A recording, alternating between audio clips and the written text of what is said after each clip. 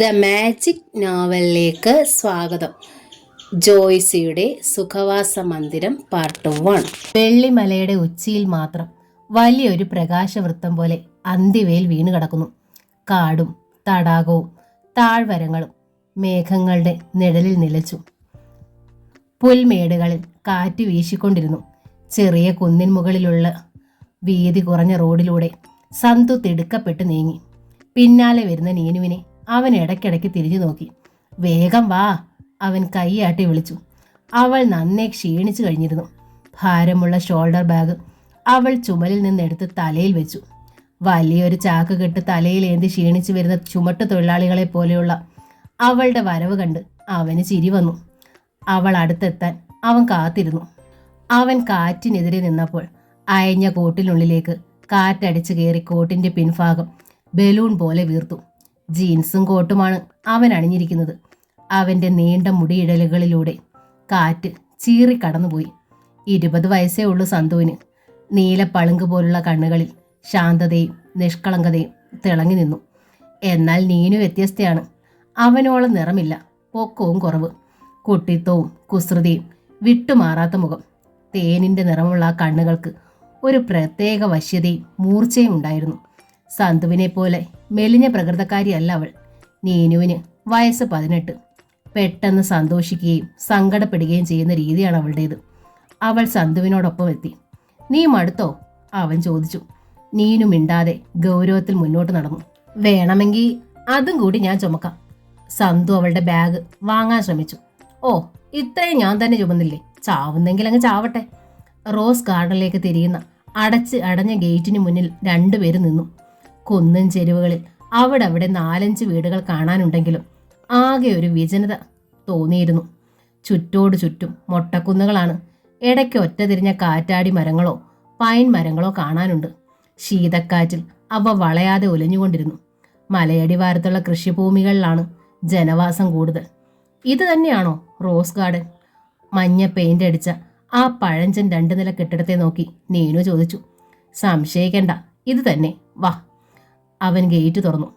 പൂന്തോട്ടത്തിന് നടുവിലുള്ള ചുവന്ന ഇഷ്ടികകൾ പാകിയ നടപ്പാതയിലൂടെ അവർ മുകളിലേക്ക് കയറിപ്പോയി. കാലപ്പഴക്കവും കാൽപ്പെരുമാറ്റവും കൊണ്ട് ഇഷ്ടികകൾ തേഞ്ഞിരുന്നു. റോസ് ഗാർഡന്റെ മണൽ വിരിച്ച മുറ്റത്ത് അവൻ ശങ്കിച്ചു നിന്നു. കെട്ടിടത്തിന്റെ 2ാം നിലയിലെ വിശാലമായ ബാൽക്കണിയും അതിനെ താങ്ങി നിർത്തുന്ന ഭീമൻ വർണ്ണ തൂണുകൾക്ക് ചുവട്ടിലെ നീളം വരാന്തയും വിജനമായിരുന്നു. ഉയരവും വീതിയേറിയതുമായ പൂമുഖവാതിലിനരികിൽ അറ്റത്ത് ചതുരക്കട്ട ഘടിപ്പിച്ച ചരട് തൂങ്ങിക്കിടക്കുന്നു. ഇത് കറണ്ടും വെള്ളമൊന്നും ഇല്ലാത്ത സ്ഥലമാണെന്ന് തോന്നുന്നല്ലോ, നീനു മടുപ്പോടെ പറഞ്ഞു. സന്തു ചരടിൽ പിടിച്ചു വലിച്ചപ്പോൾ അകത്തെവിടെയോ മണി മുഴങ്ങി. പരിചാരിക വന്ന് വാതിൽ തുറന്നു. ആരാ? എന്താ? മധ്യവയസ്കയായ സ്ത്രീ പരുഷമായി ചോദിച്ചു. ഇത് തന്നെയല്ലേ റോസ് ഗാർഡൻ? അതെ. എസ്തർ മുത്തശ്ശി ഇവിടെ ഇല്ലേ? ആര്? വലിയ കൊച്ചമ്മയോ? വലിയ കൊച്ചമ്മ. സന്തു, നീ കേട്ടില്ലേ? വലിയ കൊച്ചമ്മ. നീനുവിന് കുസൃതി അടക്കാൻ കഴിഞ്ഞില്ല. ഇവിടെ ഒരു ചെറിയ കൊച്ചമ്മയും കൂടി കാണുമോ? പരിചാരിക നീനുവിനെ ശ്രദ്ധിച്ചു നോക്കി. ഞങ്ങൾക്ക് അവരെ കാണണം, അത്യാവശ്യം, സന്തു പറഞ്ഞു. പരിചാരിക മുഖം വെട്ടിത്തിരിച്ച് വേഗത്തിൽ നടന്നുപോയി. രക്ഷയില്ലടോ, കാട്ടു ജന്തുക്കളാ, നീനു ചുണ്ടുകൾ വക്രിച്ചു പറഞ്ഞു. സന്തു ഒച്ച കേൾപ്പിക്കരുതെന്ന് വിലക്കി. കാലൊച്ചയും വസ്ത്രം മുലയുന്ന ശബ്ദവും അടുത്തടുത്ത് വന്നു. ഒരു വൃദ്ധ വാതുക്കലെത്തി. ഞാനാണ് എസ്തർ. നിങ്ങൾക്ക് എന്താ കുട്ടികളെ വേണ്ടത്? സന്തു നീനു അവരെ അടിമുടി നോക്കി. മൂടൽ മഞ്ഞു പോലെ തലമുടി മുഴുവൻ നരച്ചു പോയ സ്ത്രീ. മാംസളമായ മുഖത്ത് അവിടെ ഞൊറികൾ. നോട്ടത്തിന് നല്ല മൂർച്ച. മനസ്സിന്റെ കടുപ്പവും സ്ഥൈര്യവും മുഖത്ത് തിരിച്ചറിയാം. ഹൗസ് കോട്ടിന് മീതെ മഞ്ഞ കമ്പിളി സ്വെറ്റർ അണിഞ്ഞിട്ടുണ്ട്. തികച്ചും പ്രൗഢമായ രൂപമായിരുന്നു അവരുടേത്. ഞങ്ങളിവിടെ അതിഥികളായിട്ട് വന്നതാ, സന്തു ആദരവോടെ പറഞ്ഞു. അതിഥികളോ? എസ്തർ മുത്തശ്ശി വിസ്മയിച്ചു. അതെ, മുൻകൂട്ടി അറിയിച്ചിരുന്നല്ലോ ഒരു കത്ത്. ഓ, നിങ്ങളാണ് ആ കത്ത് അയച്ചതല്ലേ?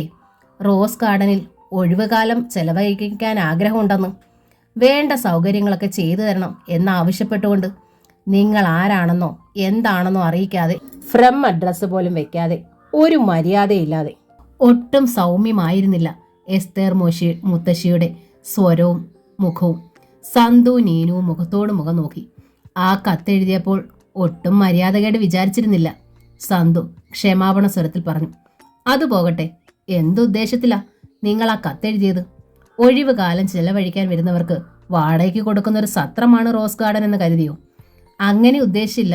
പക്ഷേ ആന്റണി ചേട്ടൻ പറഞ്ഞു അത്യാവശ്യക്കാർക്ക് ഇവിടെ എങ്ങനെ ചില സൗകര്യങ്ങളൊക്കെ കിട്ടുമെന്ന്. ഏത് ആന്റണി ചേട്ടൻ? ചാലക്കയത്തെ ആ തടിക്കച്ചവടക്കാരൻ, കാറൊക്കെ ഉള്ള കക്ഷി. പുള്ളിക്കാരന് നായാട്ടില കമ്പം.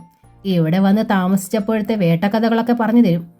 എസ്തർ മുത്തശ്ശിയുടെ നെറ്റി ചുളിഞ്ഞു. അവർ ഓർക്കാൻ ശ്രമിക്കുകയായിരുന്നു. എനിക്ക് അങ്ങനെ ഒരാളെ അറിയില്ല. മുത്തശ്ശി മറന്നുപോയതാവും. പ്രായമായെങ്കിലും ഓർമ്മയ്ക്കിടൊന്നും എനിക്കില്ല. അടുത്ത പരിചയമുള്ളവർക്ക് ഏതാനും ദിവസം താമസിക്കാൻ സൗകര്യം ചെയ്തു കൊടുക്കുമെന്നല്ലാതെ ഇവിടെ അങ്ങനൊരു ഏർപ്പാടില്ല. ഞങ്ങളും അടുത്ത് പരിചയപ്പെടാം, അതിനും കൂടി വേണ്ടിയിട്ടാണ് വന്നത്, നീനു ഇടയ്ക്ക് കയറി പറഞ്ഞു. സന്തു പെട്ടെന്ന് അവളുടെ കൈമുട്ടിൽ നുള്ളി. എസ്തർ മുത്തശ്ശി നീരസത്തോടെ അവളെ നോക്കി. ഏതാ ഈ പെൺകുട്ടി? എൻ്റെ അനുജത്തിയാ, പേര് നീനു. നിങ്ങൾ എവിടെ നിന്ന് വരുന്നു? സന്തു സ്ഥലപ്പേര് പറഞ്ഞു. ഇവിടെ താമസിക്കാൻ നിങ്ങളെ സമ്മതിക്കുകയില്ല. എനിക്ക് സംശയമുണ്ട്. സന്തുവിൻ്റെയും നീനുവിൻ്റെയും മുഖം മാടി. എന്ത് സംശയം? നിങ്ങൾ പറയുന്നതെല്ലാം കള്ളമാണെന്നും ഒരു കള്ള ലക്ഷണമുണ്ട് നിങ്ങളുടെ മുഖത്ത്. മുത്തശ്ശി ഞങ്ങളെ തെറ്റിദ്ധരിച്ചിരിക്കുക. മുത്തശ്ശിയോ? 2-3 തവണ എന്നെ അങ്ങനെ വിളിച്ചു. എനിക്കത്ര പ്രായമൊന്നും ആയിട്ടില്ല. മുത്തശ്ശിക്ക് കൊച്ചുമക്കളില്ലേ? ആ, അത് കാണും. മതിയല്ലോ അങ്ങനെ വിളിക്കാൻ. അപ്പോൾ എനിക്ക് ഇത്രേ പറയാനുള്ളൂ. റോസ് ഗാർഡനിൽ ഞാൻ നിങ്ങളെ താമസിപ്പിക്കുകയില്ല. ഇപ്പം തന്നെ തിരിച്ചു പോയാൽ ഒരു പക്ഷേ അവസാനത്തെ വണ്ടി കിട്ടിയേക്കും, അല്ലെങ്കിൽ ടാക്സി ജീപ്പ് കിട്ടും. ഒട്ടും പരിചയമില്ലാത്ത സ്ഥലമാണ് ഞങ്ങൾക്കിത്. നേരം സന്ധ്യയാവുന്നു. ഇന്ന് ഏതായാലും ഞങ്ങൾ തിരിച്ചു പോവുകയില്ല. ഞങ്ങളെ പറഞ്ഞയക്കരുത്. സന്തു അപേക്ഷിച്ചു. ഇവിടെ പറ്റില്ലെന്ന് പറഞ്ഞല്ലോ. 1 മണിക്കൂർ പോലും ഇവിടെ നിൽക്കണ്ട. എനിക്ക് ഇങ്ങനത്തെവരെ വെറുപ്പാ. മാതാപിതാക്കൾ സ്വന്തം സുഖം ഉപേക്ഷിച്ച് മക്കളെ ലാളിച്ചു വളർത്തും. പ്രായമെത്തുമ്പോൾ മാതാപിതാക്കളെ തീ തിരിച്ചുകൊണ്ട് ആരോടും പറയാതെ ഒരിണയെ കണ്ടുപിടിച്ച് മക്കൾ ഒളിച്ചോടും. എനിക്ക് അങ്ങനത്തെവരെ കണ്ണിന് കണ്ടുകൂടാ. ആ സ്ത്രീ വാതിലടയ്ക്കാൻ ഭാവിച്ചപ്പോൾ നീനു തടഞ്ഞു. അവൾ വാതിലിൽ പിടിച്ചു തള്ളി. ഞങ്ങൾ അങ്ങനെ പോകാനൊന്നും വന്നതല്ല. ആരായാലും ഇത്രയും ക്രൂരത കാണിക്കാൻ പാടില്ല. എസ്തർ എത്ര ബലം പിടിച്ചിട്ടും വാതിലടയ്ക്കാൻ പറ്റിയില്ല. കോപം കൊണ്ട് അവരുടെ മുഖം ചുവന്നു. നീനു, നീ ആ വാതിൽ നിന്ന് വിട്, സന്തു ആജ്ഞാപിച്ചു. അവൾ പെട്ടെന്ന് പിടിവിട്ടു. വാതിൽ വലിയൊരൊച്ചയോടെ അടഞ്ഞു. മുന്നോട്ട് വേച്ചുപോയ എസ്തർ മുത്തശ്ശി വാതിലിൽ വന്ന് ഇടിച്ചു നിന്നു. അവർ ഉച്ചത്തിൽ എന്തോ ആക്രോശിച്ചുകൊണ്ട് നടന്നു പോകുന്ന ശബ്ദവും സന്തുവും നീനുവും കേട്ടു. നിനക്കൊട്ടും ക്ഷമയില്ല, സന്തു നീനുവിനെ കുറ്റപ്പെടുത്തി. നീനുവിന് കരച്ചിൽ വരുന്നുണ്ടായിരുന്നു. അവൾ ബാഗ് വരാന്തയിൽ വെച്ചിട്ട് വലിയൊരു തൂണിൽ ചാരി ഇരിപ്പുറപ്പിച്ചു. സന്തു അവളുടെ അടുത്ത് ചെന്നിരുന്നു. നീ വിഷമിക്കണ്ടടാ, നമ്മളേതായാലും തിരിച്ചു പോകുന്നില്ല. എന്തൊക്കെ സംഭവിച്ചാലും നമ്മൾ എവിടെ രാത്രി കഴിച്ചു കൂട്ടും? ഈ വരാന്തയിൽ. എന്താ പോരെ? പറഞ്ഞു കേട്ട പോലെ തന്നെ. ദയയില്ലാത്ത സ്ത്രീ. പടിഞ്ഞാറ് സന്ധ്യ ഇരുണ്ടു. മലകൾക്ക് മീതെ കൂടി വീശിക്കൊണ്ടിരുന്ന കൊടുങ്കാറ്റിന് വേഗതയും തണുപ്പും ഏറി വന്നു. റോസ് ഗാർഡന്റെ മുൻവാതിൽ അടഞ്ഞു തന്നെ കിടക്കുന്നു. ചില്ല് ജനാലയിലൂടെ അകത്തെ വെളിച്ചം കാണാം. ഇരുട്ട് വ്യാപിച്ചു വന്നു. ഇവിടെ വേറെ ആരുമില്ലേ? നീനു പിറുപിറുത്തു. ആരെങ്കിലും തിരിഞ്ഞു നോക്കുന്നുണ്ടോന്ന് നോക്കിയേ, നമ്മൾ പോയോന്നറിയാനെങ്കിലും. സന്തുവിന്റെ ആത്മഗതം. അടുത്താണ് ഇരിക്കുന്നത്, എങ്കിലും ഇരുട്ടിന്റെ കനം കൊണ്ട് പരസ്പരം ശരിക്ക് കണ്ടുകൂടാ. വല്ലാണ്ട് തണുക്കുന്നു സന്തു. നീനു അവനോട് ചേർന്നിരുന്നു. സന്തു ബാഗിൽ നിന്ന് ഒരു ടവൽ തപ്പിയെടുത്ത് അവളെ പുതപ്പിച്ചു. പിന്നെ തോളിലൂടെ കൈയിട്ട് അവളെ ചേർത്ത് പിടിച്ചു. പതുക്കെ പതുക്കെ വെള്ളിമലയിൽ മൂടൽമഞ്ഞ് വ്യാപിച്ചു. അതോടെ തണുപ്പ് ഇരട്ടിച്ചു. കൈയൊക്കെ ഐസ് പോലെ. നീനു പരാതിപ്പെട്ടു. സന്തു അവളുടെ കൈത്തലം തിരുമ്മി ചൂട് പിടിപ്പിക്കാൻ ശ്രമിച്ചുകൊണ്ടിരുന്നു. നിനക്ക് തണുക്കുന്നില്ലേ സന്തു? എനിക്കിത് താങ്ങാൻ പറ്റും, ഞാനൊരാണല്ലേ. തണുപ്പ് കാറ്റ് വീശുമ്പോൾ നീനുവിന്റെ പല്ലുകൾ കൂട്ടിയിടിച്ചുകൊണ്ടിരുന്നു. വിറയലിൽ അവളുടെ ശരീരം മെല്ലെ ഉലഞ്ഞു. എന്തൊരു നശിച്ച തണുപ്പാ അല്ലേ? ഇങ്ങനെ സ്ഥലങ്ങളുണ്ടോ? വാതിലിൽ ഒന്ന് മുട്ടി നോക്കിയാലോ എന്ന് സന്തു ആലോചിച്ചു. രാത്രി മുഴുവൻ എങ്ങനെ ഈ വരാന്തയിൽ കഴിച്ചു കൂട്ടുമെന്ന് അവനറിയില്ലായിരുന്നു. സന്തു, നീനുവിന്റെ തളർന്ന സ്വരം. എന്താ? എനിക്ക് നല്ലപോലെ വിശക്കുന്നുണ്ട് കേട്ടോ. നീ ഇങ്ങനെ പരാതി പറഞ്ഞ് എന്നെ വിഷമിപ്പിക്കാതെ. ഞാൻ ഇനി മിണ്ടുന്നില്ല. അവൾ കണ്ണുകളടച്ച് അനങ്ങാതിരുന്നു. ഇന്ന് തണുപ്പ് കൂടുതലാണെന്ന് തോന്നുന്നു. നീണ്ട കമ്പി ചിമ്മിനിയിലേക്ക് നീട്ടി കനലുകൾ ഇളക്കിക്കൊണ്ട് എസ്തേർ മുത്തശ്ശി പറഞ്ഞു. ചിമ്മിനിക്കരികിലിരുന്ന് തീ കായുകയാണവർ. മേരി ഉണങ്ങിയ കാട്ടിറച്ചി കനലുകൾക്ക് മീതെ വെച്ച് മുരിക്കുകയായിരുന്നു. അതിൻ്റെ ആസാധ്യകരമായ ഗന്ധം വായുവിലുണ്ടായിരുന്നു. ബെഞ്ചമിൻ ഇതുവരെ വന്നില്ലല്ലോ, മേരി ആത്മഗതം എന്നവണ്ണം പറഞ്ഞു. പട്ടക്കട അടച്ചിട്ടുണ്ടാവില്ല, ഷീട്ട് കളിയും കഴിയണ്ടേ. അങ്ങനൊരു പാഴ്ജന്മം. എസ്തേർ മുത്തശ്ശി പിറുപിറുത്തു. മേരിയുടെ മകനാണ് ബെഞ്ചമിൻ, എസ്തേർ മുത്തശ്ശിയുടെ കൊച്ചുമകൻ. അവർ 3 പേരും പരിചാരകരും മാത്രമേ ആ വലിയ കെട്ടിടത്തിനുള്ളിൽ താമസമുള്ളൂ. ഇടയ്ക്കൊരു വേള മേരി ഹാളിൽ പോയി ജനാല തുറന്നു നോക്കിയിട്ട് തിരിച്ചു വന്ന് പറഞ്ഞു, അവര് പോയിട്ടില്ല, വരാന്തയിൽ ഇരിപ്പുണ്ട്. അവിടെ ഇരിക്കട്ടെ, നേരം വെളുക്കുന്നത് വരെ. രാവിലെ ബെഞ്ചമിൻ ഓടിച്ചുകൊള്ളു. ഈ തണുപ്പത്ത് ഒരു സ്വെറ്റർ പോലും ഇല്ലാതെ ആ കുട്ടികൾ. മേരി അലിവോടെ പറഞ്ഞു. അവരോട് തിരിച്ചു പോയിക്കൊള്ളാൻ ഞാൻ ആദ്യമേ പറഞ്ഞതാണ്. എന്നാലും ഇന്നൊരു ദിവസത്തേക്ക് എനിക്ക് അവരെ തീരെ പിടിച്ചില്ല. ഒന്നാമത് അവരെന്നോട് നുണ പറഞ്ഞു. വീട്ടുകാരുടെയും നാട്ടുകാരുടെയും കണ്ണു വെട്ടിച്ച് ഒളിച്ചോടി പോന്ന കാമുകിയും കാമുകനുമാണെന്ന കാര്യത്തിൽ എനിക്ക് ഒട്ടും സംശയമില്ല. ഞാനിതെത്ര കണ്ടിരിക്കുന്നു. എസ്തേർ മുത്തശ്ശി വെറുപ്പോടെ പറഞ്ഞു. മേരി പിന്നെ മിണ്ടാൻ പോയില്ല. ക്ലോക്കിൽ 10 മണി അടിച്ചു. സന്തുവിനും തണുപ്പ് അസഹ്യമായി തീർന്നിരുന്നു. ഇങ്ങനത്തെ കാലാവസ്ഥ അവൻ അനുഭവിച്ചിട്ടേയില്ല. നീനു നല്ല പോലെ വിറയ്ക്കുന്നുണ്ട്. അപ്പോൾ അവന്റെ ഉടലും കുലുങ്ങുന്നു. പോരണ്ടായിരുന്നു അല്ലേ, നീനു ചോദിച്ചു. പോരാതെ നമ്മൾ എന്ത് ചെയ്യുമായിരുന്നു? സന്തു, നമുക്കിവരോട് സത്യമെല്ലാം തുറന്നു പറഞ്ഞാലോ? വേണ്ട, അത് അപകടമാ. തണുത്തു മരിച്ചു പോകുമെന്നാ തോന്നുന്നേ. അല്പം കഴിഞ്ഞ് സന്തു എഴുന്നേറ്റ് നീനുവിനെ താങ്ങി എഴുന്നേൽപ്പിച്ചു. അവൻ വാതിലിലെ ചരടിൽ പിടിച്ചു വലിച്ചു. കൂട്ടത്തിൽ വാതിൽ മുട്ടാനും തുടങ്ങി. എസ്തേർ മുത്തശ്ശി എന്നെ വാതിൽ തുറന്നു. പോയില്ലേ നിങ്ങൾ? ഭയങ്കര തണുപ്പ്, ഞങ്ങൾക്കിതൊന്നും പരിചയമില്ല. ഞങ്ങൾ അകത്തോട്ടൊന്ന് വന്നോട്ടെ, സന്തു അപേക്ഷിച്ചു. ഇവിടെ പറ്റുകയില്ല. ഞങ്ങൾ ഈ രാത്രിയിൽ എങ്ങോട്ട് പോകും? രാത്രിയാവും മുമ്പേ പറഞ്ഞതല്ലേ പൊയ്ക്കോളാൻ. എസ്തേർ മുത്തശ്ശി വാതിലടച്ചു. ബോൾട്ട് ഇടും മുമ്പ് സന്തു വാതിൽ തള്ളി. എന്തും വരട്ടെ എന്ന ഭാവത്തിലായിരുന്നു അവൻ. ബലം പ്രയോഗിച്ച് വാതിൽ മുഴുക്കെ തുറന്നിട്ട് അവൻ അകത്ത് കടന്നു. നീനുവിനെയും വലിച്ചു കയറ്റി. ഇതിന്റെ പേര് ഞങ്ങളെ ഹിംസിക്കാനൊന്നും പോകുന്നില്ലല്ലോ, അവൻ മുരണ്ടു. കടക്കപ്പുറത്ത് ഞാനാണ് പറയുന്നത്, എസ്തേർ മുത്തശ്ശി നിന്ന് വിറച്ചു. സന്തു അത് വകവെക്കാതെ നീനുവിനെ സോഫമേൽ കൊണ്ടേ നിർത്തി. കുന്നിൻ ചെരുവിൽ നിന്ന് ഒരു ജീപ്പിന്റെ ഇരമ്പം കേട്ടു. അല്പനിമിഷത്തിനുള്ളിൽ ഹെഡ്ലൈറ്റുകളുടെ പ്രകാശം ജാലകച്ചില്ലിലൂടെ ഹാളിൽ വീണു. ബെഞ്ചമിൻ, വേഗം വാ, എസ്തേർ മുത്തശ്ശി ഉറക്കെ വിളിച്ചു. ജീപ്പിന്റെ ചക്രങ്ങൾ മുറ്റത്തെ മണലിൽ നിശ്ചലമായി. ഹെഡ്ലൈറ്റ് അണഞ്ഞു. ഒരു ചെറുപ്പക്കാരൻ ഹാളിലേക്ക് കയറി വന്നു. സന്തുവിനെയും നീനുവിനെയും അവൻ ആശ്ചര്യപ്പെട്ടു നോക്കി. കോപാധിക്യത്താൽ വിറപൂണ്ട് നിൽക്കുന്ന എസ്തേർ മുത്തശ്ശിയെ. ഇവരാരാ മമ്മി? അവൻ മേരിയോടായി ചോദിച്ചു. എല്ലാം പറയാം, എസ്തേർ മുത്തശ്ശി പറഞ്ഞു. നീ വേഗം പോലീസ് സ്റ്റേഷനിലേക്ക് ചെല്ല്. ആ SI ഉടനെ വരാൻ പറ. ഞാൻ വിളിച്ചെന്ന് പറ. വേഗം പോ. എല്ലാവരെയും ഒരിക്കൽ കൂടി നോക്കിയ ശേഷം ബെഞ്ചമിൻ ഇറങ്ങി. അവൻ ജീപ്പ് സ്റ്റാർട്ട് ചെയ്ത് ഓടിച്ചുപോയി. സന്തുവിന് കൂസലൊന്നുമില്ലായിരുന്നു. പോലീസ് വരട്ടെ, അവൻ എസ്തേർ മുത്തശ്ശിയെ നോക്കി വെല്ലുവിളിക്കുന്നത് പോലെ പറഞ്ഞു.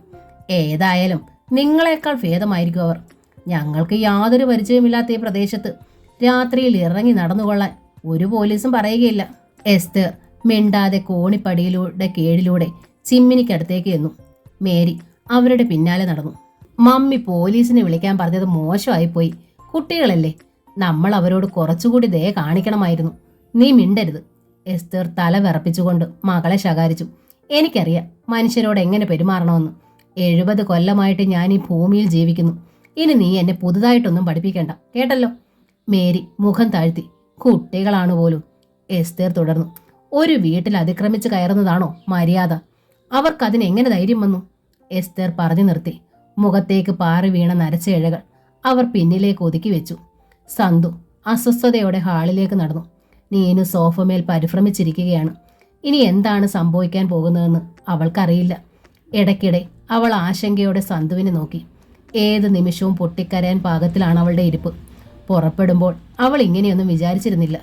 സന്തു, അവൾ വിളിച്ചു. അവൻ ചോദ്യാർത്ഥത്തിൽ നോക്കി. ഇവിടെ വന്നിരിക്കെ, എൻ്റെ അടുത്ത്. അവൻ അടുത്ത് ചെന്നിരുന്നു. പോലീസ് വരും ഇല്ലേ? എനിക്ക് പേടിയാകുന്നു. വരട്ടെ, അവർക്ക് നമ്മളെ കൊല്ലാനൊന്നും അധികാരമില്ലല്ലോ. അല്പം കഴിഞ്ഞപ്പോൾ റോസ് ഗാർഡന്റെ മുറ്റത്ത് ജീപ്പ് വന്നു നിന്നു. നീനു സന്തുവിന്റെ കയ്യിൽ മുറുകെ പിടിച്ചു, ഒരാശ്രയത്തിനെന്ന പോലെ. ബെഞ്ചമിനും ഇൻസ്പെക്ടർ സാംബശിവനും കൂടി ഹാളിലേക്ക് കയറി വന്നു. സന്തു നീനു എഴുന്നേറ്റ് നിന്നു. അപ്പോഴേക്കും എസ്തേർ മുത്തശ്ശി ഹാളിലെത്തി. എന്താ ഇവിടെ പ്രശ്നം? സാംബശിവൻ ചോദിച്ചു. മുത്തശ്ശി വേഗം പറഞ്ഞു തുടങ്ങി. ഈ കുട്ടികൾ അനുവാദമില്ലാതെ ബലം പ്രയോഗിച്ച് വീടിനുള്ളിൽ കയറി. ഇവരാരാണെന്നോ എന്തിനു വന്നതാണെന്നോ എനിക്കറിഞ്ഞുകൂടാ. ഇറങ്ങിപ്പോകാൻ പറഞ്ഞിട്ട് പോകുന്നുമില്ല. ഓഹോ! SI കുട്ടികളുടെ നേർക്ക് ചെന്നു. അവരെ അടിമുടി നോക്കി. ലാത്തി കൊണ്ട് സന്തുവിന്റെ തോളിൽ മെല്ലെ തട്ടിക്കൊണ്ട് അയാൾ ചോദിച്ചു, എന്താടാ? അവൻ അയാളുടെ മുഖത്തേക്ക് തന്നെ നോക്കി നിന്നു സംശയത്തോടെ. എന്റെ കൺമുമ്പിൽ വെച്ച് അവരെ ചോദ്യം ചെയ്യേണ്ട, എസ്തർ പറഞ്ഞു. ശരി, ചെന്ന് ജീപ്പിലോട്ട് കയറ്. സർ, അവർ പറഞ്ഞത് കള്ളമാണ്, സന്തു പറഞ്ഞു. സംസാരമൊക്കെ സ്റ്റേഷനിൽ ചെന്നിട്ട് വേഗം ഇറങ്ങ്. ബാഗൊക്കെ എടുത്തോ. സന്തുവിനും നീനുവിനും അനുസരിക്കേ നിർവാഹം ഉണ്ടായിരുന്നുള്ളൂ. SI മുമ്പേ നടന്നു. അയാളുടെ പിന്നാലെ കുട്ടികൾ ഇറങ്ങിപ്പോകുന്നത് കണ്ടപ്പോൾ മേരിക്ക് സങ്കടമായി. ഇത് കുറെ കടുത്തുപോയി. ഈ രാത്രിയിൽ അവരെ സ്റ്റേഷനിൽ കൊണ്ടുപോയി. എസ്തർ മുത്തശ്ശിയുടെ മൂർച്ചയേറിയ നോട്ടത്തിന് മുന്നിൽ മേരി പെട്ടെന്ന് നിശബ്ദയായി. ബെഞ്ചമിൻ, എസ്തർ വിളിച്ചു. സാംബശിവനോട് പറ, അവരെ ഉപദ്രവിക്കുകയൊന്നും ചെയ്യരുതെന്ന്. സാംബശിവനും സന്തുവും നീനുവും അത് കേട്ടു. ജീപ്പ് ബെഞ്ചമിനാണ് ഓടിച്ചത്. ജീപ്പിൽ പോകുമ്പോൾ പേടി കൊണ്ടും തണുപ്പ് കൊണ്ടും വിറച്ച് വിറച്ച് നീനു കൂനിക്കൂടിയിരുന്നു. താഴ്വാരത്തുള്ള പോലീസ് സ്റ്റേഷനിൽ വണ്ടിയെത്തി. ബെഞ്ചമിൻ ഇവിടെ ഇരിക്കണം, പോകരുത്. സാംബശിവൻ കുട്ടികളെയും കൊണ്ട് സ്റ്റേഷനിലേക്ക് കയറിപ്പോയി. സന്തുവിന്റെ മുഖത്ത് ഇപ്പോൾ ആശങ്കയൊന്നും ഇല്ലായിരുന്നു. അവർ നീനുവിനെ തോണ്ടി. അവൾ മുഖം തിരിച്ചു നോക്കിയപ്പോൾ സാരമില്ലെന്ന് കണ്ണടച്ച് കാണിച്ചു. SI അവരെ ഒരു മേശയ്ക്ക് മുമ്പിൽ നിർത്തി. എന്നിട്ട് കനത്ത ചുവടുവയ്പ്പുകളോടെ നാടകീയമായി അവർക്ക് ചുറ്റും നടന്നു. ഇടയ്ക്കിടെ അമർത്തി മൂളി. ഒടുവിൽ സന്തുവിന്റെ മുന്നിൽ നിന്നു. ലാത്തി അവന്റെ കവിളിൽ ഊന്നിക്കൊണ്ട് അയാൾ പറഞ്ഞു, നാട്ടുകാരെയും വീട്ടുകാരെയും കണ്ണുവെട്ടിച്ച് പ്രേമിച്ചൊളിച്ചോടുക, ഒരു വീട്ടിൽ അതിക്രമിച്ച് കയറുക, കൊള്ളാം. ഇതാണല്ലോ ഇപ്പോഴത്തെ സ്റ്റൈൽ. ആട്ടെ, എവിടുന്നാ വരവ്? സത്യം പറഞ്ഞേക്കണം. കരിങ്കല്ലിനെ കൊണ്ട് സത്യം പറയിക്കുന്നവനാ സാംബശിവൻ. വെറുതെ എന്റെ കൈക്കും കാലിനും ജോലി ഉണ്ടാക്കരുത്. എസ്തർ മുത്തശ്ശി പറഞ്ഞത് കേട്ടില്ലായിരുന്നോ, ഞങ്ങളെ ഉപദ്രവിക്കരുതെന്ന്? സന്തു കൂസൽ എന്നെ ചോദിച്ചു. ഓഹോ! SI അവനെ വീണ്ടും അടിമുടി നോക്കി. കണ്ടിട്ട് കൊള്ളാവുന്ന കുടുംബത്തിലെ പോലെ തോന്നുന്നുണ്ടല്ലോടാ. എവിടുന്ന് അടിച്ചെടുത്തോണ്ട് പോന്നു ഇവളെ? നോക്ക്, ആ തള്ള പറഞ്ഞെന്ന് വെച്ച് ഞാൻ നിന്നെ ഇടിക്കാതിരിക്കുമെന്ന് വിചാരിക്കണ്ട. അവരല്ല എനിക്ക് ശമ്പളം തരുന്നത്. സാംബശിവൻ എന്നല്ലേ പേര്? സന്തു ചോദിച്ചു. കളരിപ്പടിക്കലെ സാമ്പൻ, വട്ടുകള്ളൻ. സാംബശിവൻ കണ്ണു മിഴിച്ചു. ആശ്ചര്യം കൊണ്ട് അയാളുടെ വായ പൊളിഞ്ഞു. 3.5 പതിറ്റാണ്ട് മുമ്പ് തനിക്ക് 10 12 വയസ്സുള്ളപ്പോഴത്തെ അതിരഹസ്യമായിരുന്നൊരു പരിഹാസപ്പേരാണ് ഈ ചെക്കൻ മുഖത്ത് നോക്കി പറഞ്ഞത്. അവന്റെ മുഖത്ത് ഒരു ഗൂഢമന്ദഹാസം. ലാത്തിയുടെ അഗ്രം അവന്റെ മുഖത്തു നിന്നും ഊർന്നുപോയി. നിനക്കെന്നെ എങ്ങനെ അറിയാം? അറിയാം. കീഴാറ്റിലെ തൂക്കുപാലം 21 കൊല്ലം മുമ്പ് ഒരു രാത്രിയിൽ കോടാലിക്കൊറ്റയ്ക്ക് അരിഞ്ഞു തള്ളി കക്ഷിയല്ലേ? അന്നീ ഉടുപ്പൊന്നും ഇല്ലായിരുന്നല്ലോ. SI സാംബശിവൻ സ്തബ്ധനായി. ബെഞ്ചമിൻ തിരിച്ചു വരാൻ വേണ്ടി കാത്തിരിക്കുകയാണ് എസ്തേർ മുത്തശ്ശിയും മേരിയും. ഉറങ്ങാൻ പോകേണ്ട സമയം കഴിഞ്ഞു. ജീപ്പിന്റെ വെളിച്ചം കുന്നുകയറി വരുന്നത് അവർ കണ്ടു. ജീപ്പ് മുറ്റത്ത് വന്നപ്പോൾ മേരി ചെന്ന് വാതിൽ തുറന്നു. SI സാംബശിവൻ ഹാളിലേക്ക് കയറി ചെന്നു. ആ കുട്ടിയുടെ കാര്യം എന്തായി? അവരെ പറഞ്ഞയച്ചോ? എസ്തേർ മുത്തശ്ശി ഉത്കണ്ഠയോടെ ചോദിച്ചു. ഇല്ല, അവരിങ്ങോട്ട് തന്നെ പോന്നു. സാംബശിവൻ വാതുക്കലേക്ക് നോക്കി വിളിച്ചു. കയറി വാ. സന്തു നീനു ഹാളിലേക്ക് നടന്നു. നീനു തീർത്തും ക്ഷീണിതയായിരുന്നു. ഇവരെ എന്തിനാ ഇങ്ങോട്ട് തിരികെ കൊണ്ടുപോകുന്നത്? അവർ ഇന്നൊരു ദിവസം ഇവിടെ താമസിക്കട്ടെ. ഈ രാത്രിയിൽ അവർ എങ്ങോട്ട് പോകാനാ? എസ്തേറമ്മ വിചാരിക്കുന്നത് പോലെ അത്ര കുഴപ്പക്കാരൊന്നും അല്ലവര്. നാളെയോ മറ്റന്നാളോ ഇവർ സ്ഥലം വിട്ടുകൊള്ളും. അതുകൊണ്ട് നിങ്ങൾ ഇവരോട് ദയ അല്പം കാണിക്കണം. യാത്രയൊക്കെ ചെയ്ത് ക്ഷീണിച്ചിരിക്കുക ഇവര്. ഇത്രയും പറഞ്ഞിട്ട് എസ്തേറിന് മറുത്തൊന്നും മറുപടി പറയാൻ ഇടവരാതെ സാംബശിവൻ പിൻവാങ്ങി. ബെഞ്ചമിൻ അയാളെയും കൊണ്ട് സ്റ്റേഷനിലേക്ക് മടങ്ങി. അവനെ കൊണ്ട് ഇതിനെ കൊള്ളുകയെന്ന് എനിക്കറിയാമായിരുന്നു, എസ്തേർ മുത്തശ്ശി അരിശത്തോടെ പറഞ്ഞു. തോൽപ്പിക്കപ്പെട്ടതുപോലെ തോന്നിയവർക്ക് താൻ പുറത്താക്കിയ ഈ ധിക്കാരികൾ തന്റെ അനുവാദമില്ലാതെ പ്രവേശനം വാങ്ങി വന്നിരിക്കുന്നു. പോലീസിനെ വിളിക്കാൻ പറഞ്ഞത് എന്റെ വിഡിത്തം. എസ്തേർ പിറുപിറുത്തുകൊണ്ട് പ്രകടമായ അനിഷ്ടത്തോടെ ഉറക്കറയിലേക്ക് നടന്നുപോയി. സന്തു നീനു എന്ത് ചെയ്യണമെന്നറിയാതെ നിന്നു. മേരി അവരുടെ അടുത്തേക്ക് ചെന്നു. എന്താ നിങ്ങളുടെ പേര്? ഇവൾ നീനു. എന്റെ പേര് സന്തു. തീരെ ചെറിയ പേരാണല്ലോ. നല്ല നീളമുള്ള പേരായിരുന്നു. സൗകര്യത്തിന് വെട്ടി ചുരുക്കിയതാ. മേരി മന്ദഹസിച്ചു. സാംബശിവൻ നിങ്ങളെ ഉപദ്രവിച്ചോ? ഏയ്, പിന്നെ വിരട്ടിയോ? ഒന്നും ഉണ്ടായില്ല. ഞങ്ങൾ പറഞ്ഞതൊന്നും നുണയല്ലെന്ന് മനസ്സിലായപ്പോ ഇവിടെ തിരിച്ചു കൊണ്ടുവന്ന് വിട്ടു. മമ്മിക്ക് ഒട്ടും ഇഷ്ടപ്പെട്ടില്ല. പിണങ്ങിയാ പോയത്. ഒന്നാമത് മമ്മിക്ക് പണ്ട് മുതൽക്കേ സാംബശിവനെ തീരെ പിടുത്തമല്ല. അതിനൊരു കാരണമുണ്ട്. ഞങ്ങൾക്കറിയാം പറഞ്ഞതും സന്തു വിരൽ കടിച്ചുപോയി. നിങ്ങൾക്കെന്തറിയാം? മേരി വിസ്മയത്തോടെ ചോദിച്ചു. അല്ല, മുത്തശ്ശിക്ക് ഞങ്ങളുടെ തിരിച്ചുവരവ് ഒട്ടും ഇഷ്ടപ്പെട്ടില്ലെന്ന്. ആട്ടെ, നിങ്ങൾ പറഞ്ഞതൊക്കെ സത്യം തന്നെയാണോ? ഞങ്ങൾ ഇവിടെ പറഞ്ഞതും സത്യം, പോലീസിനോട് പറഞ്ഞതും സത്യം. ശരി, വാ, നിങ്ങൾക്ക് ഉറങ്ങണ്ടേ? മേരി സ്നേഹഭാവത്തിലായിരുന്നു. വേണം, പക്ഷേ അതിനു മുമ്പ് 2 കാര്യങ്ങൾ ചെയ്താൽ കൊള്ളാമെന്നുണ്ട്. എന്തൊക്കെയാ? ഉറങ്ങുന്നതിന് മുമ്പ് ശാപ്പാടടിക്കണം, അതിനു മുമ്പ് കുളിക്കണം. ഈ തണുപ്പത്ത് പച്ചവെള്ളത്തിലെ കുളിയെക്കുറിച്ച് ചിന്തിക്കാൻ പോലും മേല. മേരിക്ക് ചിരി വന്നു. ചെക്കൻ തരക്കേടില്ലല്ലോ എന്ന മട്ടിലൊന്ന് മൂളുകയും ചെയ്തു. മേരി തന്നെ അവർക്ക് കുളിക്കാൻ വെള്ളം ചൂടാക്കി. അത്രയും സമയം സന്തുവും നീനുവും ചിമ്മിനിക്കരികിൽ നിന്ന് തീ കാഞ്ഞു. വാ, നിങ്ങൾക്ക് പറ്റിയ മുറി കാണിച്ചു തരാം. മേരി അവരെ മുകളിലത്തെ നിലയിലേക്ക് കൊണ്ടുപോകാൻ ഒരുങ്ങി. കോണിപ്പടി കയറിക്കൊണ്ടിരുന്നപ്പോൾ എസ്തേർ മുത്തശ്ശി താഴെ വാതിൽ പ്രത്യക്ഷയായി. മേരി, നീ ഇവരെ എങ്ങോട്ടാ കൊണ്ടുപോകുന്നത്? മുറി കാട്ടിക്കൊടുക്കാൻ, മേരി പറഞ്ഞു. ആ ചെക്കൻ മാത്രം മുകളിൽ കിടക്കട്ടെ, അവളെ നിന്റെ മുറിയുടെ അടുത്ത് കടത്തിക്കോ. അവർ 2 പേരും ഒന്നിച്ച് കാണാൻ പോലും പാടില്ല. ഇത് അതിനുള്ള സ്ഥലമല്ല. സന്തുവിന്റെ മുഖം ചുവന്നു. അവൻ എന്തോ പറയണമെന്നുണ്ടായിരുന്നു. എസ്തേർ വേഗം വാതിലടച്ചു കളഞ്ഞു. ബാൽക്കണിയിലൂടെ അങ്ങേയറ്റത്തുള്ള വാതിൽ മേരി തുറന്നു. ചെറിയൊരു മുറിയായിരുന്നു അത്. സന്തുവിന് ഇവിടെ കിടക്കാം. ബെഞ്ചമിന്റെ മുറിയും മുകളിൽ തന്നെയാണ്, പേടിക്കേണ്ട കാര്യമൊന്നുമില്ല. മേരി മേശപ്പുറത്തെ ക്യാൻഡിൽ സ്റ്റിക്കിനുള്ളിൽ ഒരു മെഴുകുതിരി ഘടിപ്പിച്ചു. ബാഗൊക്കെ വെച്ചിട്ട് താഴേക്ക് പോന്നാ മതി. വാ നീനു. മേരി നീനുവിന്റെ കൈ പിടിച്ച് താഴേക്ക് കൂട്ടിക്കൊണ്ടുപോയി. ഏയ്, ഇനി ഞങ്ങൾ തമ്മിൽ കാണുമോ? സന്തു വിളിച്ചു ചോദിച്ചു. മേരി തിരിഞ്ഞ് നെറ്റി ചുളിച്ചു നോക്കി. മന്ത്രവാദിനി മുത്തശ്ശിയുടെ കൊട്ടാരത്തിൽ തടവിലായതുപോലൊരു തോന്നല, അതുകൊണ്ട് ചോദിച്ചതാ. ദേഷ്യപ്പെടണ്ട. മേരി ഊറി ചിരിച്ചുകൊണ്ട് കോണിപ്പടി ഇറങ്ങി. നീനുവിന് അവർ മുറി കാട്ടിക്കൊടുത്തു. നിനക്കവിടെ കിടക്കാം. അപ്പുറത്തെ മുറിയിൽ അമ്മയുണ്ട്, ഇപ്പുറത്ത് ഞാനും. അവിടെയും ഒരു മെഴുകുതിരി കൊളുത്തി വെക്കപ്പെട്ടു. സന്തു നീനു കുളിച്ച് ഡ്രസ്സ് മാറി വന്നു. മേരി അവർക്ക് അത്താഴം വിളമ്പി. എനിക്കൊന്നും വേണ്ട, നീനു പറഞ്ഞു. അതെന്താ? ഒട്ടും വിശപ്പ് തോന്നുന്നില്ല, ആകെ ഒരു സുഖമില്ലാത്ത പോലെ. നീയല്ലേ മുമ്പേ പറഞ്ഞത് വിശന്നിട്ട് വയ്യെന്ന്? സന്തു ചോദിച്ചു. എനിക്കൊന്നും വേണ്ട സന്തു. അവളുടെ സ്വരം തളർന്നിരുന്നു. എന്നാൽ നീനു പോയി കിടന്നോളൂ. മേരി അവളെ മുറിയിൽ കൊണ്ടുവന്ന് കിടത്തി. സന്തുവിന് ഒറ്റയ്ക്ക് ഇരുന്ന് കഴിക്കാൻ ഒട്ടും ഉത്സാഹം തോന്നിയില്ല. അവൻ പ്ലേറ്റിൽ ചിക്കി ചികഞ്ഞ് എഴുന്നേറ്റപ്പോൾ മേരി ദേഷ്യപ്പെട്ടു. ഇങ്ങനെയാണോ ഭക്ഷണം കഴിക്കുന്നത്? സന്തു മിണ്ടാതെ കൈ കഴുകി. പിന്നെ നീനുവിന്റെ മുറിയിൽ ചെന്നു. എന്ത് പറ്റി നീനു നിനക്ക്? അവൻ കിടക്കയിൽ ഇരുന്നു കൊണ്ട് ചോദിച്ചു. ഒരുമാതിരി വല്ലായ്മ പോലെ. നമ്മുടെ വീടല്ലേ ഇത്, പിന്നെന്താ? എന്നാലും നിനക്ക് പനിക്കുന്നുണ്ടല്ലോ. സന്തു അവളുടെ നെറ്റിയിലും കഴുത്തിലും കൈ വെച്ച് നോക്കി. ചെറു ചൂടുണ്ടല്ലോ. അവൻ കമ്പിളി നല്ല പോലെ നിവർത്തി അവളുടെ കഴുത്തുവരെ മൂടി പുതപ്പിച്ചു. മേരി നടന്നു വരുന്ന സ്വരം കേട്ടു. ഞാൻ പോട്ടെ. പേടിക്കണ്ട കേട്ടോ, ഞാനില്ലേ മുകളിൽ. Good night. സന്തു മുകളിലെത്തി. ഉറങ്ങാൻ വട്ടം കൂട്ടുമ്പോൾ ബെഞ്ചമിനെ കടന്നു വന്നു. നീയൊക്കെ എവിടുന്ന് വരുന്നു?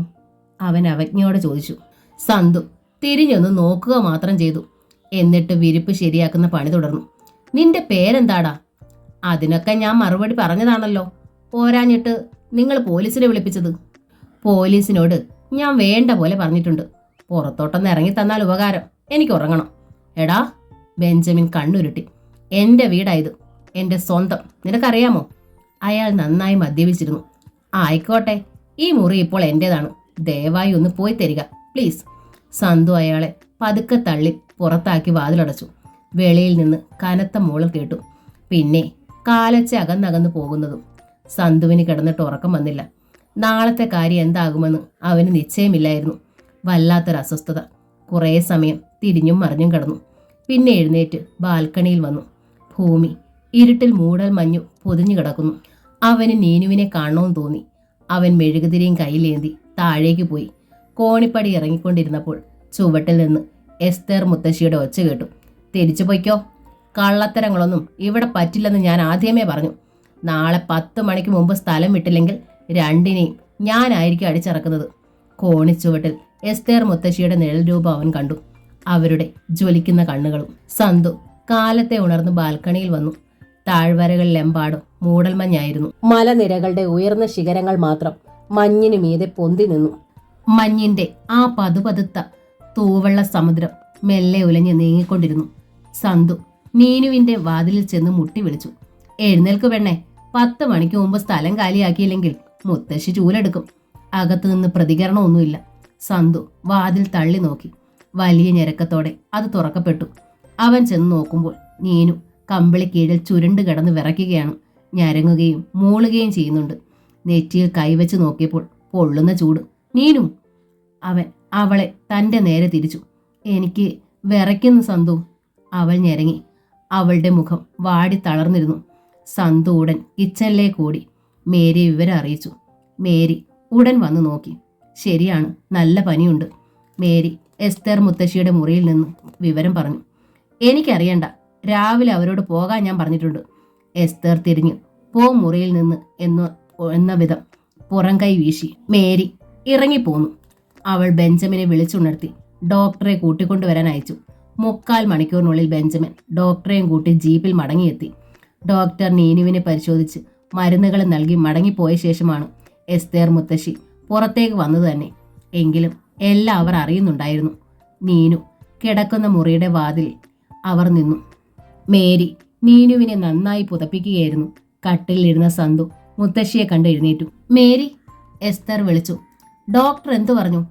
ഇന്നലത്തെ തണുപ്പടിച്ചതും പോലീസ് സ്റ്റേഷനിലേക്കുള്ള രാത്രിയിലുള്ള യാത്രയും എല്ലാം കൂടി. നിന്നോടതല്ല ചോദിച്ചത്. ഇവൾക്ക് എപ്പോഴത്തേക്ക് സ്ഥലം വിട്ടു പോകാനാകുമെന്നാ ഡോക്ടർ പറഞ്ഞത്. മേരിയുടെ മുഖം കനത്തു. അസുഖം ഭേദമാകുമ്പോൾ ഇന്ന് വൈകുന്നേരം ഇവർക്ക് പോകാൻ ഒക്കുമോ? അതല്ലെങ്കിൽ നാളെ? ആവശ്യമായിരുന്നെങ്കിലും നീനു ദേഷ്യത്തിൽ എസ്തേർ മുത്തശ്ശിയുടെ നേർക്ക് തിരിഞ്ഞു. 4-5 ദിവസം എടുക്കും, ചിലപ്പോ 1-2 മാസം. അവൾ ശുണ്ടിയെടുത്തു പറഞ്ഞു. എനിക്ക് യാത്ര ചെയ്യാൻ പറ്റുമോ എന്ന് ഞാനല്ലേ തീരുമാനിക്കേണ്ടത്? എസ്തേർ മുത്തശ്ശിയുടെ മുഖം കോപം കൊണ്ട് തുടുത്തു. നീയല്ല, നിന്റെ ഡോക്ടർ തീരുമാനിക്കും. അവർ വെട്ടിത്തിരിഞ്ഞ് നടന്നുപോയി. നിങ്ങൾ മമ്മിയെ വെറുതെ ദേഷ്യം പിടിപ്പിക്കണ്ട, മേരി ശാസിച്ചു. മേരി മുറിയിൽ നിന്ന് പോയപ്പോൾ നീനു സന്തുവിനോട് പറഞ്ഞു. പനിച്ചു കിട്ടിയ നന്നായി. ആ പേരും പറഞ്ഞ് ഇവിടെ പിടിച്ചു നിൽക്കാലോ. മുത്തശ്ശി അടുക്കുന്ന ലക്ഷണമൊന്നും കാണുന്നില്ല. അസുഖം മാറിയാൽ അപ്പോൾ തന്നെ പറഞ്ഞയക്കും. നീ വെറുതെ അവരെ പ്രകോപിപ്പിക്കരുത്, സന്തു പറഞ്ഞു. എനിക്ക് അവരെ കാണുമ്പോൾ തന്നെ ദേഷ്യം വരിക. വയസ്സായിട്ട് എന്ത് കടുപ്പക്കാരിയാണെന്ന് നോക്കിയേ. ഇപ്പോഴിത്രയുണ്ടെങ്കിൽ പണ്ടെന്തായിരുന്നു? നിനക്ക് അവരോട് മിണ്ടാതിരിക്കാമല്ലോ. ഞാൻ മിണ്ടുന്നില്ല. സന്തു അവരെ മണിയടിച്ചു നിന്നോ, അതാ നല്ലത്. ഞാൻ ഇപ്പുറത്ത് ഉടക്കുമ്പോൾ സന്തു അപ്പുറത്ത് അവരുമായിട്ട് സന്ധി ചെയ്തോണം. ഇല്ലെങ്കിൽ നമ്മുടെ കാര്യം കഷ്ടത്തിലാകും. നിന്റെ അസുഖം മാറുന്നതിന് മുമ്പ് അവരിണങ്ങി ഇല്ലെങ്കിലോ? അസുഖം ഞാൻ നീട്ടിക്കൊണ്ടു പോയിക്കോളാം. ദാ ടാബ്ലറ്റ്സ് ഒക്കെ ഞാൻ പില്ലോ കവറിലിട്ട് വെക്കും. പിന്നെ ഡോക്ടർ വരുമ്പോഴെല്ലാം അഭിനയിച്ചാൽ മതിയല്ലോ ഒട്ടും കുറവില്ലെന്ന്. നീനു അങ്ങനെ തന്നെ ചെയ്തു. എന്നിട്ടും വൈകുന്നേരത്തോടെ പനിക്ക് അല്പം കുറവുണ്ടായി. അതുവരെ ഭക്ഷണമൊന്നും തന്നെ അവൾ കഴിച്ചിരുന്നില്ല. വൈകുന്നേരവും ബെഞ്ചമിൻ ഡോക്ടറെ കൂട്ടിക്കൊണ്ടു വരികയുണ്ടായി. എസ്തേർ മുത്തശ്ശി ഡോക്ടറോട് ചോദിച്ചു, ഇന്ന് അവൾക്ക് പോകാനൊക്കുമോ? യാത്ര ചെയ്യാറായിട്ടില്ല, അല്പം ഭേദമുണ്ടെന്നേ ഉള്ളൂ. സന്ധ്യയോടെ ബെഞ്ചമിൻ പുറത്തേക്ക് പോയി. നീനു, സന്തു, മേരിയും എസ്തേർ മുത്തശ്ശിയും മാത്രം വീട്ടിൽ. ആ വീട്ടിലെ ഏകാന്തതയും നിശബ്ദതയും ഭയപ്പെടുത്തുന്നതായിരുന്നു. ബെഞ്ചമിൻ പോയി കഴിഞ്ഞാൽ 2ാം നില ഒഴിഞ്ഞു കിടക്കും. പിന്നെ മേരിയും മുത്തശ്ശിയും മാത്രം താഴെ. മേരി വേലക്കാരിയോടൊപ്പം മിക്കപ്പോഴും കിച്ചണിലായിരിക്കും. അടുക്കള പാത്രങ്ങളുടെ തട്ടുമുട്ട് ശബ്ദങ്ങൾ മാത്രമേ വല്ലപ്പോഴും ഉണ്ടാകാറുള്ളൂ. എസ്തേർ മുത്തശ്ശി അവരുടെ മുറിയിൽ എന്തെങ്കിലും വായിച്ചുകൊണ്ടിരിക്കും. അല്ലെങ്കിൽ ചാരു കസാര ജനാലയ്ക്കരികിൽ വലിച്ചിട്ട് പുറത്തേക്ക് നോക്കി വെറുതെ അങ്ങനെ ഇരിക്കും. ബെഞ്ചമിനെയോ മേരിയോ വഴക്കു പറയുമ്പോൾ മാത്രം മുത്തശ്ശിയുടെ ഒച്ച ഉയരും. വേറെ ഒന്നും ചെയ്യാനില്ല. സ്നേഹപൂർണമായൊരു വാക്കോ കളി തമാശകളോ ചിരിയോ വിനോദങ്ങളോ ഒന്നും ഉണ്ടാകാറില്ലാത്ത ഭവനം. വെറുതെയല്ല എസ്തേർ മുത്തശ്ശിയുടെ സ്വഭാവം ഇത്ര മുരടിച്ചതെന്നും കർക്കശമായി തീർന്നതെന്നും സന്തുവിന് തോന്നി.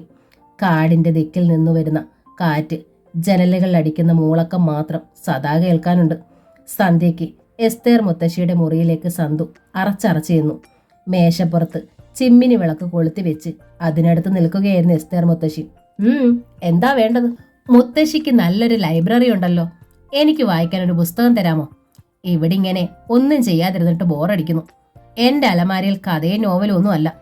മുത്തശ്ശി നീരസത്തോടെ തലയാട്ടിക്കൊണ്ട് തുടർന്നു. വായിക്കണമെങ്കിൽ പുസ്തകം കൊണ്ടുവരണമായിരുന്നു. ഞാനൊരെണ്ണം കൊണ്ടുവന്നിട്ടുണ്ട്, ബൈബിളിലെ പ്രണയകഥകൾ. മുത്തശ്ശി വായിച്ചിട്ടുണ്ടോ അത്? ഇല്ലെന്നവർ തലയാട്ടി. ഞാൻ വായിച്ചതാ, എടുത്തോണ്ട് വരാം. സന്തു നീനുവിന്റെ മുറിയിൽ ചെന്ന് ബാഗിൽ നിന്ന് പുസ്തകമെടുത്തു. ആദ്യത്തെ അടവ് ഏൽക്കുമെന്ന് തോന്നുന്നു, സന്തു പറഞ്ഞു. ഞാനൊന്നും മണിയടിച്ച് നോക്കട്ടെ. സന്തു ധൃതിയിൽ മുത്തശ്ശിയുടെ മുറിയിലേക്ക് പോയി. കുറെ കഴിഞ്ഞ് മേരി ചെന്ന് നോക്കുമ്പോൾ സന്തു മുത്തശ്ശിയുടെ കിടക്കയിൽ ചമ്രം പടിഞ്ഞിരുന്നു സാംസണിന്റെയും ദലീലയുടെയും പ്രണയകഥ ഉച്ചത്തിൽ നല്ല ഈണത്തിൽ വായിക്കുകയാണ്. എസ്തേർ മുത്തശ്ശി വായനയിൽ ലയിച്ച് മന്ദം തലയാട്ടി മേശമേൽ താളം പിടിച്ച് അങ്ങനെ ഇരിക്കുന്നു. മേരിയും അല്പസമയം കേട്ടു നിന്നു. പിന്നെ പുഞ്ചിരിച്ചുകൊണ്ട് നീനുവിൻ്റെ അടുക്കലേക്ക് പോയി. എൻ്റെ മമ്മിക്ക് ബൈബിൾ വായിച്ച് കേൾക്കുന്നത് ഇഷ്ടമാണെന്ന് എങ്ങനെ അറിഞ്ഞു? മേരി വിസ്മയഭാവത്തിൽ ചോദിച്ചു. ഇതാണോ വലിയ കാര്യം? നിസ്സാരമായ അറിവുകളല്ലേ ഇതൊക്കെ? നീനു പറഞ്ഞു. ഇതത്ര നിസ്സാരമല്ല. ആൻറ്റി നോക്കിക്കോ, ഞാനും സന്തുവും ആരാണെന്നാ ആൻറ്റി വിചാരിച്ചിരിക്കുന്നത്? ജഗജില്ലികളാ ഞങ്ങൾ. സകല സൂത്രപ്പണികളും അറിയാം. വശീകരണം, മയക്കുവിദ്യ, കൂടോത്രം, ഹിപ്നോട്ടിസം, മെസ്മറിസം. മതി മതി, മേരി തടഞ്ഞു. വാചകം പഠിക്കാൻ മാത്രം അറിയാമെന്ന് മനസ്സിലായി. ആൻറ്റി കാണാൻ പോകുന്നതല്ലേ ഉള്ളൂ. മുത്തശ്ശിയുടെ സകല വീക്ക്നെസ്സും ഞങ്ങൾക്ക് കാണാൻ പാടവാ. മേരിക്ക് തെല്ലമ്പരപ്പ് തോന്നാതിരുന്നില്ല. ഏതാണീ കുട്ടികൾ? എന്നോ കണ്ടുമുറന്ന മുഖഛായകൾ. അപരിചിതരെ പോലെയല്ല ഇവർ പെരുമാറുന്നത്. മാത്രമല്ല, റോസ് ഗാർഡനെ സംബന്ധിച്ച് പലതും ഇവർ മുൻകൂട്ടി മനസ്സിലാക്കി വെച്ചിട്ടുണ്ട്. സന്തു വായന നിർത്തിയപ്പോൾ എസ്തേർ മുത്തശ്ശി പ്രസന്ന ഭാവത്തിൽ പറഞ്ഞു. നിനക്ക് വായിക്കാനറിയാം. നീ ഒരു ക്രിസ്ത്യാനിയാണോ? അതേന്ന് പറയാം. നീ കോൾമാൻ ചരിത്രം വായിച്ചിട്ടുണ്ടോ? ഇല്ല. വായിക്കണം. എസ്തേർ മുത്തശ്ശി അലമാര തുറന്ന് പുസ്തകം എടുത്തു കൊടുത്തു. ഇന്ന് രാത്രി ഉറങ്ങുന്നതിന് മുമ്പ് ഒന്ന് നോക്ക്. നാളെ എന്നെ വായിച്ചു കേൾപ്പിക്കണം. സന്തു ഭവ്യതയോടെ പുസ്തകവും വാങ്ങി മുറിവിട്ടിറങ്ങി. പിറ്റേന്ന് കാലത്തും ഡോക്ടർ നീനുവിനെ പരിശോധിക്കാൻ വന്നു. അവൾക്ക് നന്നേ കുറവുണ്ടായിരുന്നു. ഇനി പരിശോധനയ്ക്ക് വരേണ്ട കാര്യമില്ലെന്നും മരുന്നുകൾ മുറയ്ക്ക് കഴിച്ചാൽ മതിയെന്നും ഡോക്ടർ പറഞ്ഞു. നീനു നന്നേ അവശത പ്രകടിപ്പിച്ചു നോക്കി. കൈകാലുകൾക്ക് വേദനയും കടച്ചിലുമുണ്ടെന്ന് പറഞ്ഞു. എല്ലാം ഒറ്റ ദിവസം കൊണ്ട് മാറിക്കോളും. കുട്ടിയുടെ പേടിയാണ് അധികവും, ഡോക്ടർ പറഞ്ഞു. ഉടനെ എനിക്ക് യാത്ര ചെയ്യാൻ ഒക്കുമോ? പിന്നെന്താ? അത് വേണ്ട ഡോക്ടർ. വേണ്ടെങ്കിൽ വേണ്ട. അതല്ല, ഡോക്ടർ ആ മുത്തശ്ശിയോട് പറയണം നീനുവിന് ഒരാഴ്ചത്തേക്ക് യാത്ര പാടില്ലെന്ന്. എനിക്കിവിടെ കുറച്ച് ദിവസം അനങ്ങാതെ കിടക്കണം. ഡോക്ടർ ചിരിച്ചുകൊണ്ട് എഴുന്നേറ്റു. പ്രഭാത ഭക്ഷണം കഴിഞ്ഞ് സന്തു മുത്തശ്ശി കൊടുത്ത പുസ്തകവുമായി ഹാളിൽ വന്നിരുന്നു. മൗനമായി വായന തുടങ്ങി. കുറച്ചു കഴിഞ്ഞ് എസ്തേർ മുത്തശ്ശി അവൻ്റെ അടുത്ത് വന്നിരുന്നു. ഉറക്കെ വായിച്ചോ? ഏതാണ്ട് 1 മണിക്കൂറോളം അവൻ അവരെ വായിച്ചു കേൾപ്പിച്ചു. പിന്നെ പുസ്തകം അടച്ചു വെച്ചു. മുത്തശ്ശി ദീർഘമായൊന്ന് നിശ്വസിച്ചു.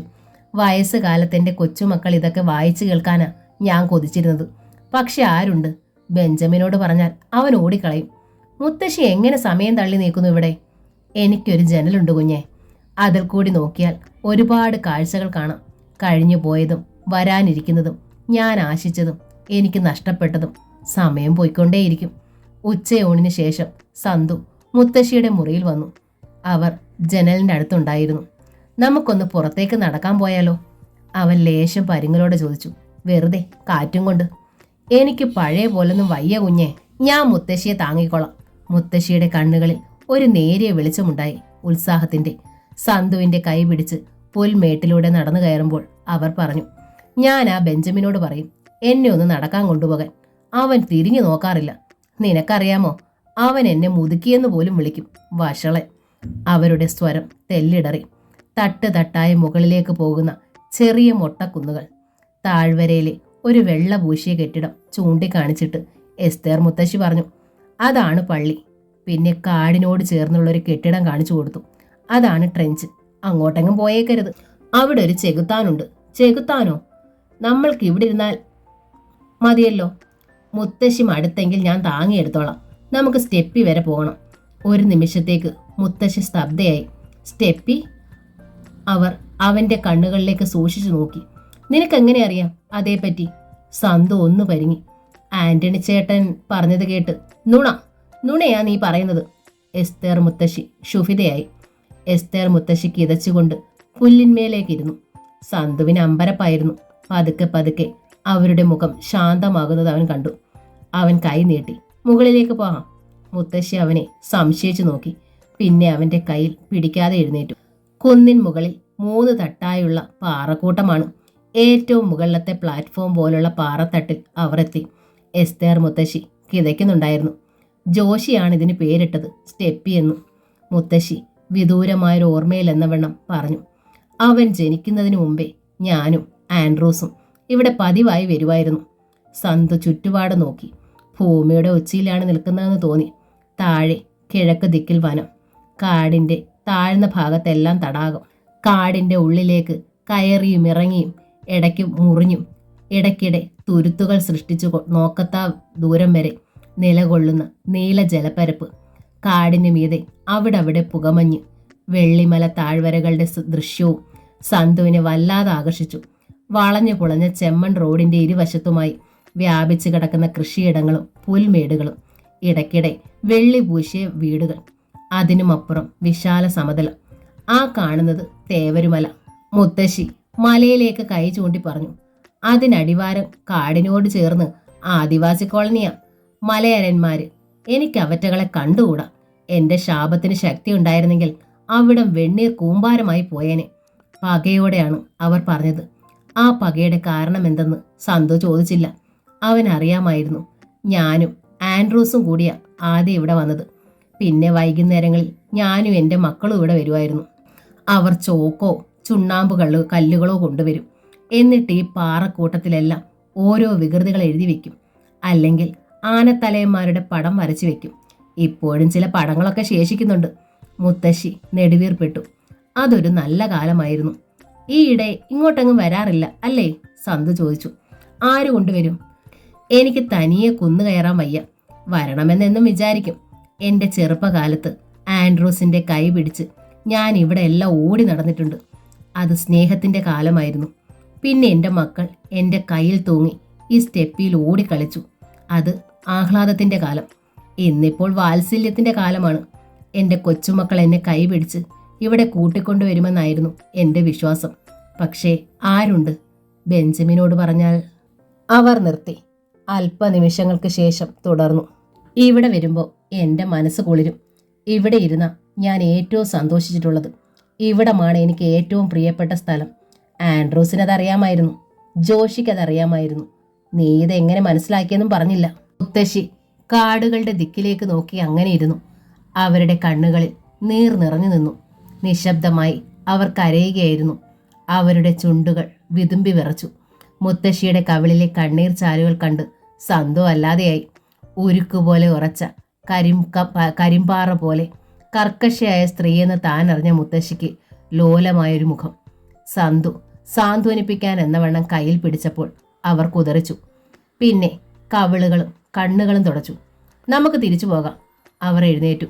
വീട്ടിലെത്തിയ ഉടനെ അവർ മുറിക്കകത്ത് കയറി വാതിലടയ്ക്കുകയും ചെയ്തു. സന്തു മേരിയോട് സ്റ്റെപ്പിയിൽ പോയ വിവരം പറഞ്ഞു. മേരിക്ക് അത്ഭുതമായിരുന്നു. ആരോടും ഒട്ടും ഇണക്കം കാണിക്കാത്ത തൻ്റെ മമ്മിയെ സന്തു പ്രീണിപ്പിച്ചിരിക്കുന്നു. സ്റ്റെപ്പി മമ്മിയുടെ ദൗർബല്യമാണെന്ന് അറിഞ്ഞുകൊണ്ട് തന്നെയാവണം സന്തു അവരെ അങ്ങോട്ട് കൂട്ടിക്കൊണ്ടുപോയത്. ഈ കുട്ടികൾ എന്തിനോ കരുതിക്കൂട്ടി വന്നതാണെന്ന് മേരിയുടെ സംശയം കുറെ കൂടി ബലപ്പെട്ടു. രാത്രി ഭക്ഷണത്തിന് ശേഷം എസ്തേർ മുത്തശ്ശി നീനു കിടക്കുന്ന മുറിയുടെ വാതിക്കൽ വന്നു നിന്നു. അവർ അവളെ തന്നെ ഏതാനും നിമിഷം നോക്കി നിന്നു. നീനു മുത്തശ്ശി കിടന്ന കിടപ്പിൽ മുഖം വെട്ടിച്ചുകൊണ്ട് അവൾ പറഞ്ഞു, ഞാനിതുവരെ ചത്തട്ടൊന്നുമില്ല. എസ്തേർ മുത്തശ്ശി ഇതുവരെ ഇങ്ങോട്ട് തിരിഞ്ഞു നോക്കാത്തതിൽ അവൾക്ക് സങ്കടം ഉണ്ടായിരുന്നു. എസ്തേർ മുത്തശ്ശിയുടെ മുഖം മുറുകി. എൻ്റെ ഔദാര്യം കൊണ്ട് അവർ കൂട്ടിച്ചേർത്തു. വാസ്തവം, നീനു പൊട്ടിത്തെറിച്ചു. ഒട്ടും പരിചയമില്ലാത്ത ഈ സ്ഥലത്ത് കുടുങ്ങിപ്പോയ ഞങ്ങളെ അർദ്ധരാത്രി നേരത്ത് കൊടും തണുപ്പത്ത് പോലീസ് സ്റ്റേഷനിലേക്ക് അയപ്പിച്ചത് വലിയ ഔദാര്യം. ഞാൻ ഇവിടെ പനി പിടിച്ച് വയ്യാതെ കിടന്നപ്പോൾ ഒന്ന് തിരിഞ്ഞു നോക്കാത്തത് ഏറ്റവും വലിയ ഔദാര്യം. നീ എന്തിനിവിടെ വന്നു? നീ എൻ്റെ ആരായാലെന്താ? മനുഷ്യത്വമല്ലേ വേണ്ടത്? എനിക്കതില്ല. നിന്നെ പോലത്തെ കുടുംബത്തോടും ജീവിതത്തോടും നന്ദിയില്ലാത്ത തെറിച്ച പെണ്ണുങ്ങളോട് എനിക്ക് ഒട്ടും മനുഷ്യത്വമില്ല. എസ്തേർ മുത്തശ്ശി പിന്തിരിഞ്ഞു നടന്നു. അവർ ക്ഷുഭിതയായിരുന്നു. ഹാളിലിരുന്ന സന്തുവിനെ വിളിച്ച് അവർ ദേഷ്യത്തിൽ ചോദിച്ചു, നിനക്കെവിടെ കിട്ടി അവളെ? അസത്ത്. മുത്തശ്ശി അവളെ തെറ്റിദ്ധരിച്ചതാ.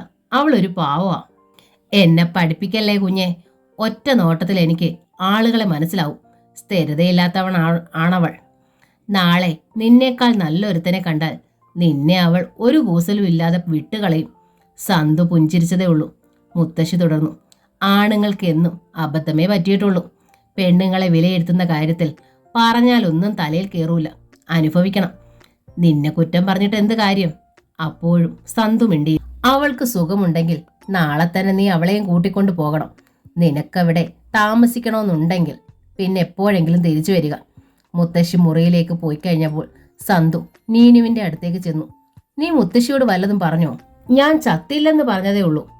ദാ നിന്നെയും കൊണ്ട് നാളെ തന്നെ സ്ഥലം വിട്ടോളാൻ. മനസ്സില്ലെന്ന് പറയാൻ മേലായിരുന്നോ സന്തുവിന്? നിനക്ക് ക്ഷമയെന്ന് പറയുന്നതില്ല. ഞാൻ അവരെ ഇണക്കിയെടുക്കാൻ നോക്കുമ്പോൾ നീ വെറുപ്പിക്കാനാ നോക്കുന്നത്. വേണമെങ്കിൽ ഇയാളും കൂടെ ആ പക്ഷം ചേർന്നോ. ഞാൻ ഒറ്റയ്ക്ക് മതി നിങ്ങളെല്ലാം നേരിടാൻ. നിന്നെ കൊണ്ട് തോറ്റുപോകത്തേ ഉള്ളൂ. എനിക്കിവിടെ വരുന്നതിന് മുമ്പ് അവരെ പറ്റി കുറച്ച് സ്നേഹവും ബഹുമാനവും ഒക്കെ ഉണ്ടായിരുന്നു. ഇപ്പൊ എനിക്ക് കാണുമ്പോൾ ദേഷ്യ. നമുക്കിവിടെ പിടിച്ചു നിൽക്കണ്ടേ? ആദ്യം അതിനല്ലേ ശ്രമിക്കേണ്ടത്. സന്തു പിടിച്ചു നിന്നോ, ഞാൻ പിടിക്കാതെ നിൽക്കുന്നുള്ളൂ. ഒത്താൽ നാളെ തന്നെ ടാറ്റ പറയാം. അതിന് പൊളിക്കും. അടിച്ചിറക്കാൻ നോക്കിയാലും ഞാനിവിടുന്ന് പോയിട്ട് വേണ്ടേ? സന്തു, ഇടനാഴിയിൽ നിന്ന് എസ്തേർ മുത്തശ്ശി വിളിവെച്ച. ചെല്ല്. സന്തു മുത്തശ്ശിയുടെ അടുത്തേക്ക് പോയി. നീ ഉറങ്ങാൻ പോയില്ലേ? ഉടൻ പോവുകയാ. നീ ഇങ്ങോട്ട് വാ. അവർ അവനെ തന്റെ മുറിയിലേക്ക് കൂട്ടിക്കൊണ്ടുപോയി. ഒരു തടി അലമാര തുറന്നു. അതിന്റെ 3 തട്ടുകളിൽ നിറയെ തിളങ്ങുന്ന അലങ്കാര വസ്തുക്കളായിരുന്നു. ഏറ്റവും മുകളിലെ തട്ടിൽ നിന്നും ഒരു കുപ്പിയും സ്വർണക്കാസ പോലുള്ള ചഷകവും മുത്തശ്ശി എടുത്തു. നീ വീഞ്ഞു കുടിച്ചിട്ടുണ്ടോ? ഇല്ല. ഞാനൊരു ഔൺസ് തരാം. അവർ അവന് ഒഴിച്ചു കൊടുത്തു. അതിരുചിയുള്ള വീഞ്ഞ് സന്തു നുണഞ്ഞു കുടിച്ചു.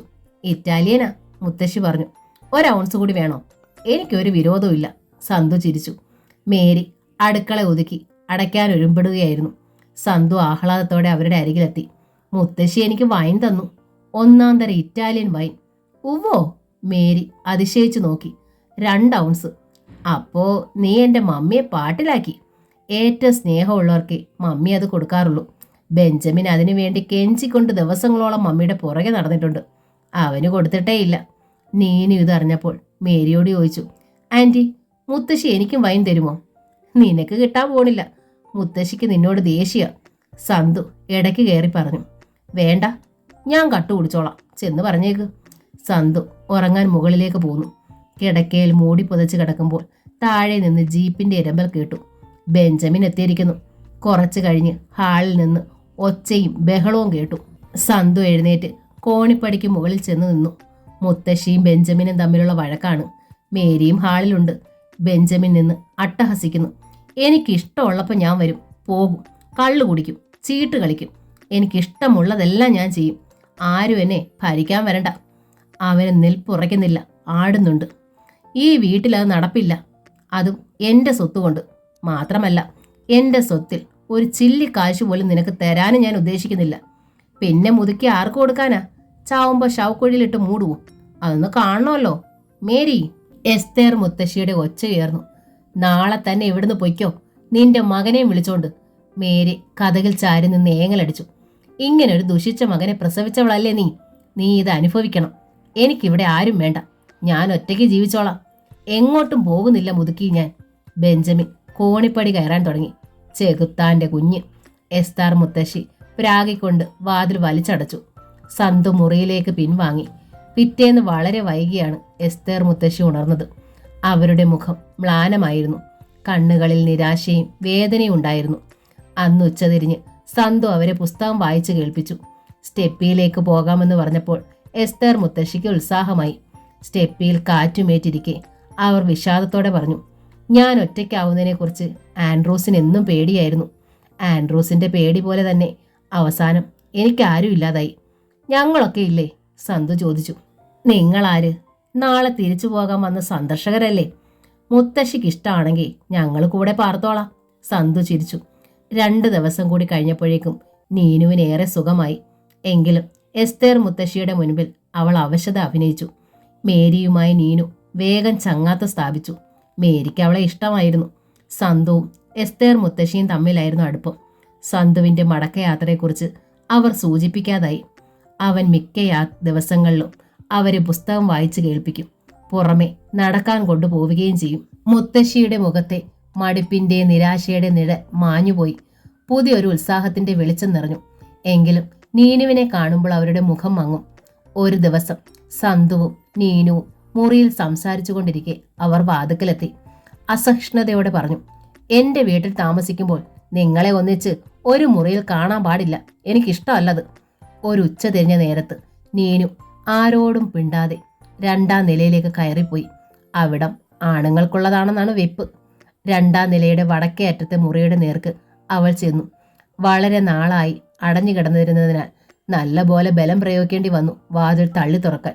ഒരിക്കൽ വളരെ മനോഹരമായി അടുക്കോടും ചിട്ടയോടും സൂക്ഷിച്ചിരുന്ന ഒരു മുറിയിലേക്ക് അവൾ കടന്നു. മുറിയുടെ ഓരോ മുക്കും മൂലയും ചിരപരിചിതമായി അവൾക്ക് തോന്നി. മേശ, കസേരകൾ, ഡ്രോയിങ് ബോർഡ്, ചിത്രം മുഴുവിപ്പിച്ചതും പാതിയാക്കിയതുമായ പൊടി പിടിച്ച ക്യാൻവാസുകൾ, ചായക്കൂട്ടുകൾ എല്ലാം അവൾ തിരിച്ചറിഞ്ഞു. മുറിയിലെ ഉപകരണങ്ങളിലെല്ലാം വർഷങ്ങളുടെ പൊടി പുരണ്ടിരിക്കുന്നു. ചിലയിടങ്ങളിൽ വലിയ ചെലന്തി വലകളും കാണപ്പെട്ടു. ഓരോ ഉപകരണങ്ങളും തൊട്ടു നോക്കിയും പരിശോധിച്ചും അവൾ അലമാരക്കരികിലെത്തി. സന്തു പുറത്തേക്ക് പോയത് എസ്തേർ മുത്തശ്ശി അറിഞ്ഞില്ല. നീനു കോണിപ്പടിക്ക് മുകളിൽ ഒരു മിന്നായം പോലെ മറയുന്നത് കാണുകയും ചെയ്തു.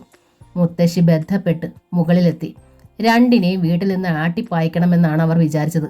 സന്തുവിന്റെ മുറിയിൽ ചെന്ന് നോക്കിയപ്പോൾ ആരുമില്ല. ബെഞ്ചമിന്റെ മുറി അടച്ചു കിടന്നു. ഓരോ വാതിലിന്റെ മുമ്പിലൂടെ ജാഗ്രതയോടെ അവർ നീങ്ങി. ഒടുവിൽ വടക്കേ അറ്റത്തുള്ള മുറിക്ക് മുമ്പിലെത്തി. വാതിൽ തുറന്നു കിടക്കുന്നു. അകത്ത് നീനു പൊടി പിടിച്ചൊരു ഫോട്ടോ ആൽബം കയ്യിൽ പിടിച്ച് അതിലേക്ക് ഉറ്റു നോക്കുകയാണവൾ. ആരും തുറക്കാതെ അടച്ചിട്ടിരുന്ന മുറി. നീ എന്തിനകത്ത് കയറി? വലിയ ഒച്ച കേട്ട് നീനു ഞെട്ടി മുഖമുയർത്തി. അപ്പോഴാണ് എസ്തേർ മുത്തശ്ശി കണ്ടത്. അവളുടെ കണ്ണുകൾ നിറഞ്ഞിരിക്കുന്നു. ആൽബത്തിലേക്ക് 2 or 3 തുള്ളി കണ്ണീർ ഇറ്റു വീഴുന്നതും കണ്ടു. നീനു കണ്ണുകൾ തുടച്ചു. കൃത്രിമമായ പുഞ്ചിരി ചുണ്ടിൽ വരുത്തി അവൾ എസ്തേർ മുത്തശ്ശിയെ നോക്കി. നീ ആരോട് ചോദിച്ചിട്ടാ ഈ മുറിയിൽ കടന്നത്? ആരോടും ചോദിച്ചില്ല. നീനുവിന്റെ ഒച്ച അടഞ്ഞു. പിന്നെ ഈ മുറി കണ്ടപ്പോൾ ഇതിനകത്തൊന്ന് കയറി, അത്രേ ഉള്ളൂ. എന്തിന്? ചുമ്മാ കാണാൻ. ഇതിന്റെ വാതിൽ അടച്ചിട്ടിരുന്നതല്ലേ? അതെ, ഞാൻ ചുമ്മാ ഒന്ന് തള്ളി നോക്കിയപ്പോഴേ വാതിൽ തുറന്നു. എല്ലായിടവും പൊടി പിടിച്ചിരിക്കുക. ഇതൊക്കെ ഇവിടെ ഉള്ളവർക്കൊന്ന് തൂത്ത് വൃത്തിയാക്കി ഇട്ടൂടെ? കഷ്ടം. എന്നാലും നല്ല ഭംഗിയുള്ള മുറിയാണ് കേട്ടോ. ഇവിടെ ഇത് പറ്റില്ല, എസ്തേർ മുത്തശ്ശി ആക്രോശിച്ചു. ഈ മുറിയിലൊക്കെ തോന്നിയാസം കയറി നടക്കാൻ നിനക്കെന്താ കാര്യം? കാര്യമൊക്കെ ഉണ്ട്. എന്ത് കാര്യം? സുഖമില്ലാത്തത് കൊണ്ട് 4 or 5 ദിവസം ഇവിടെ താമസിച്ചോട്ടെന്ന് വെച്ചപ്പോ നീ അവകാശം പറയുന്നോടി, അഹങ്കാരി. ഒച്ച കേട്ട് മേരിയും സന്തുവും മുകളിലേക്ക് കയറി വന്നു. ബെഞ്ചമിൻ സ്ഥലത്തില്ല. മര്യാദയ്ക്ക് അടങ്ങി ഒതുങ്ങി നിന്നോണം, ഇല്ലെങ്കിൽ അടിച്ച് പുറത്താകും ഞാൻ. എസ്തേർ മുത്തശ്ശി നിന്ന് വിറച്ചു. നീനുവിന്റെ മുഖം ചുവന്നു തുടുത്തു. പിന്നെ പുറത്താകും, ചുമ്മാ പേടിപ്പിക്കാതെ. ഇറങ്ങടി മുറിയുന്നു. ഇനി മേലിൽ ഈ മുറിക്കകത്ത് നീ കാല് കുത്തി പോകരുത്. ഞാൻ ഈ മുറിയിൽ ഇനിയും കയറും. ഇതിനകത്തുള്ള സാധനങ്ങളൊക്കെ തൊട്ടും പിടിച്ച് നോക്കുകയും ചെയ്യും. ആകാശം ഇടിഞ്ഞു വീഴുന്നതെന്ന് കാണാമല്ലോ. നീനു, സന്തു താക്കീതിന്റെ സ്വരത്തിൽ വിളിച്ചു. ഇവര് നമ്മളെ എന്ത് ചെയ്യാനാ സന്തു? നമ്മൾ ആരുടെ ഒന്നും മോട്ടിക്കാനൊന്നും വന്നതല്ലല്ലോ. അല്ലെങ്കിൽ ഇവര് പോലീസിനെ വിളിക്കട്ടെ. നമ്മൾ അന്ന് വന്ന ആ പാതിരായ്ക്ക് ഇവര് നമ്മളോട് ചെയ്ത അതാണല്ലോ. നീനുവിന് കരച്ചിലും വന്നു. സന്തു വന്ന് അവളുടെ ചെവിക്ക് പിടിച്ചു മുറിക്ക് വെളിയിൽ കൊണ്ടുപോയി. നീ ആദ്യം നിന്റെ നാവ് അടച്ചു വെക്ക്, അവൻ ശാസിച്ചു. അവൻ അവളെയും കൊണ്ട് കോണിപ്പടി ഇറങ്ങി താഴേക്ക് പോയി. നീ എന്തിനാ എപ്പോഴും അവരോട് വഴക്കിന് നിൽക്കുന്നത്? എന്നെ കണ്ടു പഠിക്ക് നീ. സന്തുവിന് പറ്റും അവരുടെ താളത്തിനൊത്ത് തുള്ളാൻ. ഇവിടെ ക്ഷമയാ വേണ്ടത്, എടുത്തിയാട്ടമല്ല. പിന്നീട് മേരിയും നീനുവിനെ ശാസിക്കുകയുണ്ടായി. മുത്തശ്ശിയോട് ഇതുവരെ ആരും മുഖത്ത് നോക്കി ഇങ്ങനെയൊന്നും പറഞ്ഞിട്ടില്ല കുട്ടി. ബെഞ്ചമിൻ ചീത്ത പറയുന്നത് ഞാൻ കേട്ടതല്ലേ. അവന്റെ കാര്യം നോക്കണ്ട, എന്നാൽ എന്റെ കാര്യവും നോക്കണ്ട. 2 ദിവസത്തിന് ശേഷം സന്തുവിനും മുത്തശ്ശിയുടെ വഴക്ക് കേൾക്കേണ്ടി വന്നു. ആരും അറിയില്ലെന്ന് കരുതിയാണ് അവനും നീനു മുമ്പ് കയറിയ മുറിയിൽ കയറിയതും വയലിനെടുത്ത് വായിക്കാൻ ശ്രമിച്ചതും. മുത്തശ്ശി കോണിപ്പടി കയറി വരുന്ന ഒച്ച കേട്ടപ്പോഴേ അവൻ വയലിൻ വെച്ചിട്ട് പുറത്തിറങ്ങി വാതിൽ ചാരി. മുത്തശ്ശി ദഹിപ്പിക്കും വിധം അവനെ ഒന്ന് നോക്കി. എന്നിട്ട് വലിയ താക്കോലിട്ട് വാതിൽ പൂട്ടിക്കളഞ്ഞു. ഇനി ആരാ തുറക്കുന്നതെന്ന് എനിക്കൊന്ന് കാണണം. അനുസരണയില്ലാത്ത ജന്തുക്കൾ. സന്തു ഒന്നും മിണ്ടാതെ തലയും താഴ്ത്തി താഴേക്ക് പോന്നു. അന്ന് രാത്രിയിൽ ചിമ്മിനിക്കരികിൽ തീ കത്തിക്കുമ്പോൾ മേരി സന്തുവിനോടും നീനുവിനോടുമായി ചോദിച്ചു, നിങ്ങൾ ആരാ കുഞ്ഞുങ്ങളെ? എന്തിനാ ഇവിടെ വന്നത്? ഈ പ്രദേശത്തെക്കുറിച്ചും ഞങ്ങളെക്കുറിച്ചും നിങ്ങൾക്കറിയാത്തതായി ഒന്നുമില്ലല്ലോ. അതാണ് മിടുക്ക്, നീനു ചാടിക്കേറി പറഞ്ഞു. ഈ സ്ഥലത്തെക്കുറിച്ച് ഞങ്ങൾക്ക് ധാരാളമായി കേട്ടറിവുണ്ട്, സന്തു പറഞ്ഞു. ആരാണ് പറഞ്ഞിട്ടുള്ളത്? ആന്റണി ചേട്ടൻ. ഇതാണ് വിചിത്രം. അങ്ങനൊരു കക്ഷി ഇവിടെ വന്നതായിട്ട് ഞാൻ ഓർക്കുന്നില്ല. മുത്തശ്ശിക്കും ഇല്ല ഓർമ്മ. കുട്ടികൾ പറയുന്നത് കള്ളമാണെന്ന് മേരിക്കറിയാമായിരുന്നു. ഇവർ എന്തൊക്കെയോ ഒളിക്കുന്നു. ഇവിടുത്തെ കുടുംബാംഗങ്ങളെ ചുറ്റിപ്പറ്റി വളരെ പണ്ട് നടന്ന സംഭവങ്ങൾ പോലും ഇവർക്കറിയാം. എന്നു മാത്രമല്ല, ഈ വീടിന്റെ ഓരോ ഭാഗവും ഓരോ മുറിയും ഇവർക്ക് നല്ല പരിചയമുള്ളതുപോലെ. നീനുവിന് സുഖമായതോടെ സന്തു അവളെയും കൂട്ടി പുറമെ ചുറ്റാൻ പോകാൻ തുടങ്ങി. വനത്തിനുള്ളിൽ പോകണമെന്ന് സന്തുവിന് വലിയ ആശയായിരുന്നു. മേരിയോട് സന്തു അതേപ്പറ്റി സൂചിപ്പിച്ചു. ബെഞ്ചമിനെയും കൂട്ടി പോയാ മതി. ബെഞ്ചമിന് കാട് നല്ല പരിചയ. എങ്ങനെ? ബെഞ്ചമിൻ നായാട്ടിന് പോകാറുണ്ടോ? ചിലപ്പോഴൊക്കെ തോക്കും എടുത്തു പോകുന്നത് കാണാം. ബെഞ്ചമിന് തോക്കുണ്ടോ? സന്തു അത്ഭുതപ്പെട്ടു. നശീകരണത്തിനുള്ള സകല സാധനങ്ങളും അവന്റെ കൈവശമുണ്ട്. കയ്യിലില്ലാത്തതൊക്കെ മനസ്സിലും. ബെഞ്ചമിൻ ഷിക്കാറിന് പോയി കാട്ടിറച്ചി കൊണ്ടുവരാറുണ്ടോ? നീനു ചോദിച്ചു. അവൻ ഒറ്റയ്ക്കല്ല മിക്കപ്പോഴും പോകുന്നത്. വഷളന്മാരുടെ ഒരു സംഘമുണ്ട്. വല്ലതിനെയും വെടിവെച്ച് കിട്ടിയാൽ അവർ അവിടെ കാട്ടിൽ വെച്ച് തന്നെ അതിനെ കീറി മുറിച്ച് കഴുകി തീ കൂട്ടി ചുട്ടു തിന്നും. ചാരായവും കുടിക്കും. പിന്നെ കൊണ്ടുവരാനൊന്നും കാണുകയില്ല. പിറ്റേന്ന് മേരി ബെഞ്ചമിനോട് സന്തുവിനെ നീനുവിനെ കാടൊക്കെ ഒന്ന് കാട്ടിക്കൊടുക്കാൻ പറഞ്ഞു. ബെഞ്ചമിനും സന്തോഷമായിരുന്നു. നീനുവിൽ അവനൊരു കണ്ണ് വെച്ചിട്ടുണ്ട്. നല്ല സുന്ദരി പെൺകിടാവ്.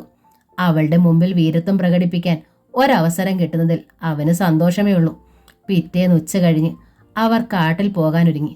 ബെഞ്ചമിന്റെ വേഷം കണ്ട് നീനു പറഞ്ഞു, അസൽ ശിക്കാരി തന്നെ, ജോറായിട്ടുണ്ട്. ബെഞ്ചമിൻ അത് നന്നേ ഇഷ്ടപ്പെട്ടു. അവളുടെ ശ്രദ്ധ പിടിച്ചു പറ്റാൻ കഴിഞ്ഞല്ലോ. സൗന്ദര്യമുള്ള പെൺകുട്ടികൾ എല്ലായ്പ്പോഴും അവന്റെ ദൗർബല്യമായിരുന്നു. പോകാം. ജീപ്പിലാണവർ പോയത്. റോഡെന്ന് പറയാനില്ല. പുല്ല് പടർന്ന് ഇടുങ്ങിയ വഴി.